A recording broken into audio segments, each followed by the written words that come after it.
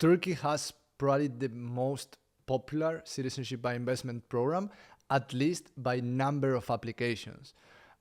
This is because they offer very different investment routes that go from real estate to private funds, even bank accounts that used to be an attractive option because there was some protection for the exchange rate. And even though you had to make the contribution to the bank account, keep the deposit in the bank account in Turkish liras, you have some assurances from the government for the protection of Forex.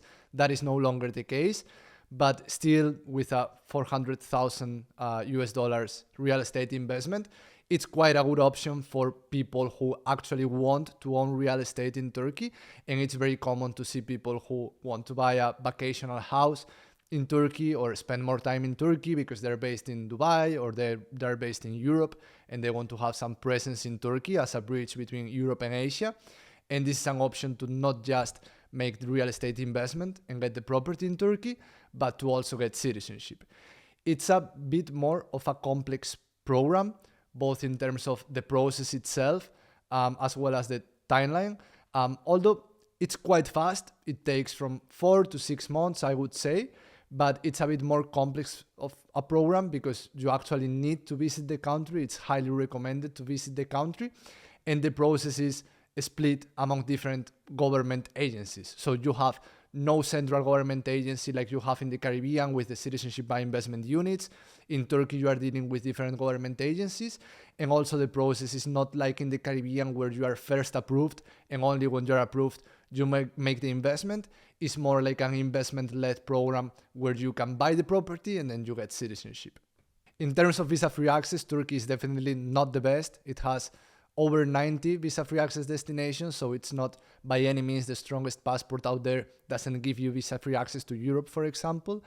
But I would say it's an interesting passport from a country standpoint because you are joining one of the biggest countries in the world, one of the countries that has the most geopolitical influence out there. For example, in terms of number of embassies, in terms of consular support, it's one of the best countries, even almost on par with the US, China, European countries. It has really good consular support abroad. So if this is something that you are looking into if you are traveling a lot and you go to remote locations, maybe this is something that is interesting for you.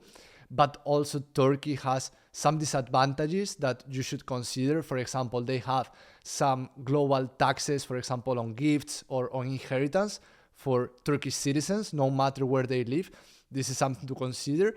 And they also have military conscription for males, for young males. So maybe you are no longer in that age range, but if you are planning to have a kid or several kids, if they are males, at some point they might be drawn into military conscription. You can pay a fee right now to avoid that military conscription, but it's something to take into account that, well, you are joining a country with strong geopolitical power, with a strong military, but that also has the other side of the coin, that is military conscription, that right now you can't avoid, but you don't know what's going to happen in the future.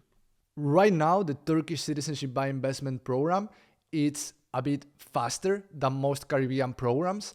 I would say it actually gets to the 3 to 4 months, maybe up to 6 in the worst cases in terms of processing. And right now, since most Caribbean countries are missing their promises in terms of processing and they are getting longer than the 3 to 4 months promised processing time, it is kind of fast, but is, for example, not as fast as other places like El Salvador with 6 weeks or Vanuatu with 2 months.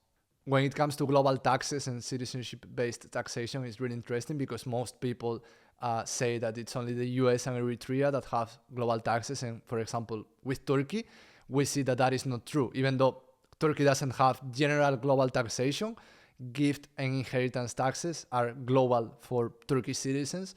So again, this might be something that you should take into account.